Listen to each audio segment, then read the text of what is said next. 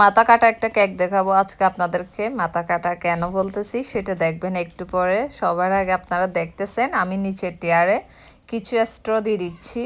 তার কারণটা হচ্ছে এই কেকটা 2 টিয়ার হবে। 2 টিয়ার কেকে যদি ভালোভাবে স্ট্র দেওয়া না হয় তাহলে উপরের কেকটার চাপ লাগলে কেকটা একটু দেখতে বাঁকা হয়ে যায়, বিভিন্ন ধরনের সমস্যা হয়, ওই কারণে স্ট্র দিতে হয় নিচের টিয়ারে যখন স্ট্র দেওয়া হয়ে যাবে তখন আমি কেকের উপরে সুন্দর করে উপরের টিয়ারটা বসিয়ে দিব। আর উপরের টিয়ারটা আপনারা দেখবেন আমি কিন্তু খুব সাবধানে বসাবো একটা বিগ সাইজের প্যালেট নাইফের সাহায্যে। এই তো আমি বসিয়ে দিয়েছি আর মাঝখানে একটা স্ট্র দিয়ে দিয়েছি। কেকের সাইডে যে কালো টাইপের দেখতেছেন এটা হচ্ছে চকলেট গানাশ, কারণ এই কেকটা ছিল একটা চকলেট ওভারলোড কেক, যার কারণে এখানে অনেক বেশি চকলেট গানাশ ইউজ হয়েছে। আর কেকটা যখন সেট করতে যাই তখন একটু করে গানাশ দেখা যায়, কারণ কেকের ওই সাইডটা দেখে হয়তো ব্যাপারটা আপনারা সবাই বুঝেছেন। এরপর আপনারা দেখতেছেন আমি উপরে একটু করে আবার ক্রিম লাগিয়ে দিয়েছি, যে গ্যাপটা ছিল মূলত ওই গ্যাপটা দেখা না যায় মতো। হয়তোবা আপনারা আরেকটা জিনিস খেয়াল করেছেন, সেটা হচ্ছে আমি এই কেকটার পেছনে গ্যাপ কম রেখেছি আর সামনের সাইডটা একটু গ্যাপটা বেশি রেখেছি। তার মূল কারণটাই হচ্ছে এই কেকে অনেক বেশি টপার ইউজ হবে, বল টপার, আর অনেকগুলো স্টিকার ইউজ হবে। সামনে যদি গ্যাপটা বড় না থাকে তাহলে দেখতে খারাপ লাগবে, ওই কারণেই।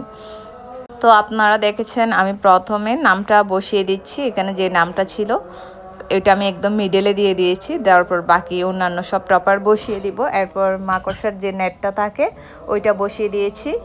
দেওয়ার পর আমি সেই সাইডে কিছু বল টপার দিয়ে দিব। প্রথমে আমি রেড দিয়েছি, তারপর হোয়াইট কালার। আর এই কেকটা হচ্ছে আমাকে কাস্টমার একটা ডিজাইন দিয়ে দেয়, মূলত আমি ওই ডিজাইনটা দেখেই কাজটা করি। তবে আমি আগে অনেকগুলো স্পাইডারম্যান থিম করেছিলাম, তবে আমার মনে হয় এটাই সবচেয়ে বেশি সুন্দর হয়েছে। তার কারণটা হচ্ছে এটা 2 টিয়ার ছিল, পাশাপাশি কালার কম্বিনেশনটা অনেক বেশি সুন্দর ছিল।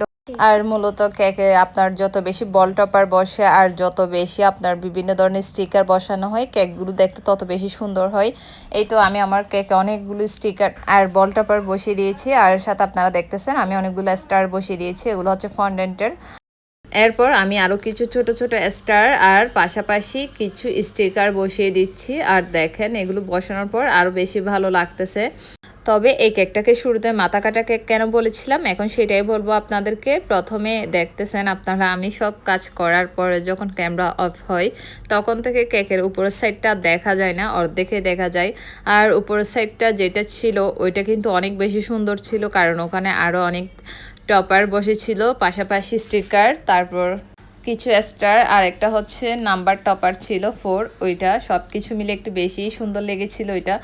পরে আমি যখন কেকটা একদম রেডি করার পরে ক্যামেরা দেখার পর আমার মনটা একদম খারাপ হয়ে যায়। এতক্ষণ এত কষ্ট করে আমি ভাবতেছি সব কিছুই দেখা যাচ্ছে, সেটা ভেবে ভিডিওটা করা, মূলত এরপর যখন দেখা যায়নি আমার মনটা একদম খারাপ হয়ে গিয়েছে।